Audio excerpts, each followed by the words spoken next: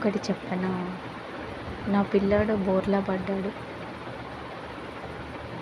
పాకటానికి try చేస్తున్నాడు. దానికి నేనేం చేశానో చెప్పనా?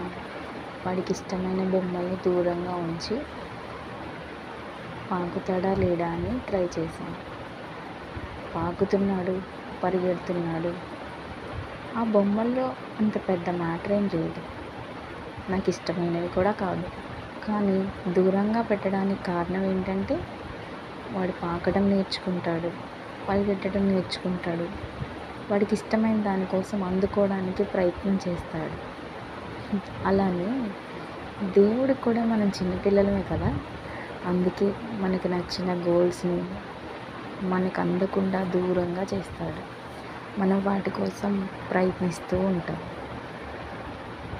అసలు మ్యాటర్ ఏంటంటే ఆ గోల్స్లో పెద్ద మ్యాటర్ ఏం లేదు, కాకపోతే వాటిని మనం పొందడానికి చేసే ప్రయత్నం ఉంటుంది కదా, అది చాలా చాలా మనల్ని పవర్ఫుల్ పర్సన్గా చేస్తుంది. అసలు థ్రిల్ అంతా అందులోనే ఉంది. దేవుడు చాలా గొప్పోడు కదా.